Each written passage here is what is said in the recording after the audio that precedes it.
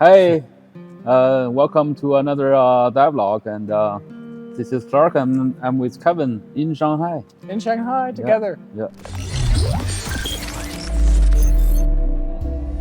Yeah. Me and Kevin, we work, back in Canada together a long time ago. Man, it was a long time ago. Long time ago. Yeah, and when I joined this venture, I said, we need some really good, narrative thing that can happen in the world. And Invited me to I the saw about project. him, exactly. Yeah. And but it was challenging. It was challenging because I was already in Shanghai, and Kevin is still in Montreal, and that's literally 12 to 13 hours away. Yeah, it depends on the season. Exactly. In the summer it's 12 hours, in the winter it's 13 hours. Yeah, it's challenging. It's challenging. So, with the game being, iterated so much and so quickly, we have to, talk to each other all the time. The time. Yeah, we literally for the first several months we were literally talking every single day. We'd spend time. Clark would ramp me up on what the game is, and then we'd just brainstorm where we want this game to go. What do we want the story to be? What's the lore of the world? They were good calls because we hadn't worked together for a while. For a couple of years, yes. It was a really good way to reconnect and get to know each other. And it's always hard working remotely. Yeah. So doing those daily calls was a really strong and fast way for us to reconnect and get in sync again. Yeah.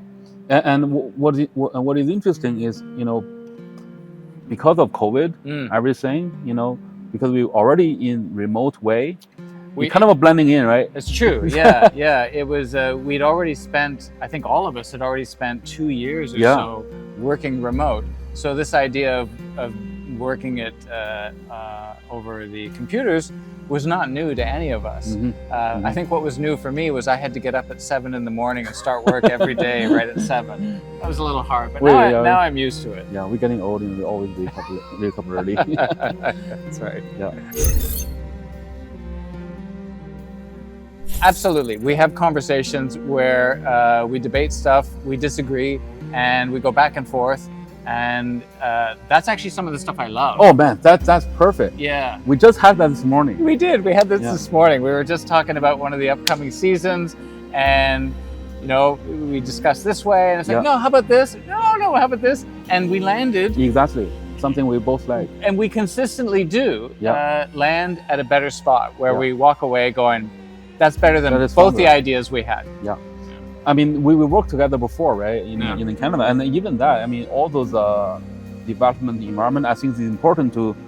I mean, not really finding compromise. It's actually, those sparkling, gonna happen during those kind of different opinions, and that's exactly what happened. And even this morning I was mentioning we were like, onto the future seasons gameplay and how that really tie into the story, right? Yeah. And Kevin had a pitch, and part of it I'm not 100% sure. But again, from my point of view, it's always okay. That's cool, but what if we do another small tweak? We can make this better. I pitch back, and then he pitched back again. How about this? Exactly. Yeah. I think exactly the beauty of making games, because no one's perfect, and no one's always right. No one's always right. Yeah. No, yeah, it's some really early draft, and even before Kevin comes in, we were just writing some baseline of what the world should be, because you have to be tying into the gameplay, right?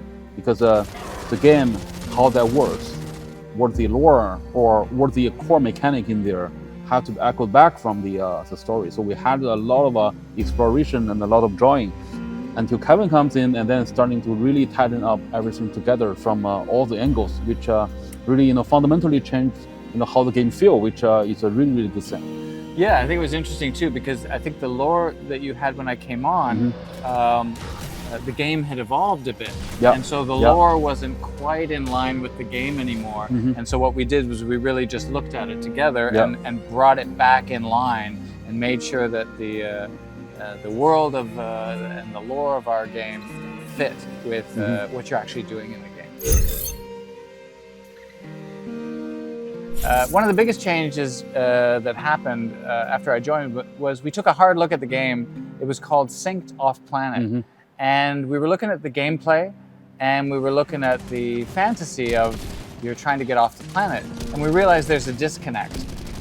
In the gameplay, you're never trying to get off the planet. You want to stay on the field. You want to stay in the world. And so we had a lot of discussion about that because it's a big deal to change a game's name. You know, we weren't sure we wanted to do that, but we were also saying that's not what the game is. You never get off the planet.